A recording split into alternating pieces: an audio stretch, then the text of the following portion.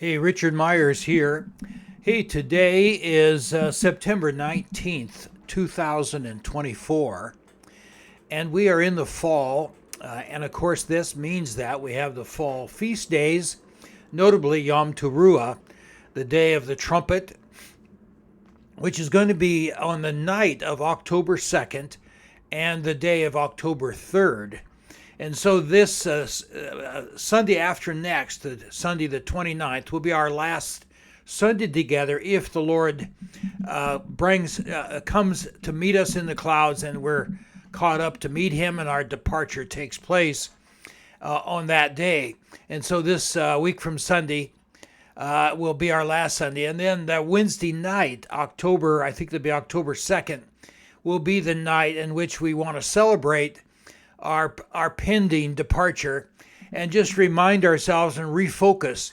It's amazing what this celebration does. It refocuses your life. For example, I have a dental appointment today, and I thought, why would I have a dental appointment before October 3rd? If the Lord comes and catches me away, it's just a waste of my my pain and suffering at the dentist. Anyway, the point here is that you begins to focus your attention, and you begin to anticipate the Lord's return. And so this celebration of Yom Teruah, we're not celebrating the Jewish feast day per se. We're celebrating our pending departure on Yom Teruah, which is the day of the trumpets. And so this is taken, the verse, of course, for us today is taken from Second Thessalonians, Paul's second epistle to the Thessalonian believers. And in the first epistle to the Thessalonians, he goes to great length to describe our departure, our being caught up to meet the Lord in the air, referred popularly in our culture now as the rapture. And in this verse, 2 Thessalonians chapter 2 and verse 1 to 5, now we request you, brethren, with regard to the coming of our Lord Jesus Christ and our gathering together to him. This is this reunion in the clouds. He says that you may not be quickly shaken from your composure or disturbed either by a spirit, a message, or a letter as from us, to the effect that the day of the Lord has come. And so he's comforting them in the midst of their trials and temptations. They were thinking that the Lord is back, and the judgment of God, the intervention of God, and the restoration of his kingdom and so forth. By the way, there's two programs. There's the kingdom program and the redemptive program. Calling the redemptive program to a conclusion in this church age, they thought maybe they had missed the rapture. And then he says this, the day of the Lord will not come unless the departure comes first. And the man of lawlessness is revealed, the son of destruction, who opposes and exalts himself above every so-called God and object of worship, so that he takes his seat in the temple of God, displaying himself as being God. This is the Antichrist. Do you not remember that while I was still with you, I was telling you these things? So Paul is responding on a question that came back after he had taught them about our departure and this day of departure. And so he's saying in a definitive, absolute way, that day, the day of tribulation, the day of the Lord, will not come unless the departure comes first. Now the question is that a spiritual departure or a physical departure? Apostasia. Now, I've treated this subject in 11. I went back and I counted 11 other videos that I've done, so I've covered it at some length. The question is, can we know the day? The question is, there's lots of questions that come with this. What about the verses where it says you'll not know the day? And I deal with all of those in 11 videos over the past 3 years.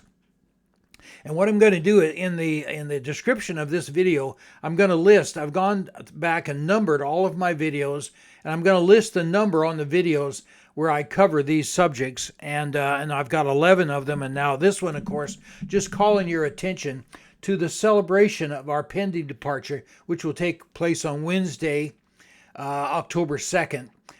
Wednesday night, as the day begins, the October day of the 3rd, Yom Teruah, the day of the trumpets. So the question is, this Greek word simply means departure. So the question is it a physical departure or a spiritual departure? In your text, it's taken to mean a spiritual departure, i.e., a rebellion, and it came over into English as apostasy. But the word in Greek doesn't have that specific a meaning. It means simply departure in its root. And so is it a spiritual or a physical? Well, Paul had he talked about a spiritual departure? No, not at all. Nowhere. Now, some say Timothy, but that was written 10 years later. And so this has to be a physical departure, our departure. And he says the departure, a specific thing that he had taught them. And so I celebrate each year our pending departure on Yom Teruah, the day of the trumpets. Now, is this the year? We don't know. We don't know the year, and it may not be the day. I mean, we certainly maintain a certain skepticism about the day. There's reason to believe that God is using and to set forth the appointments.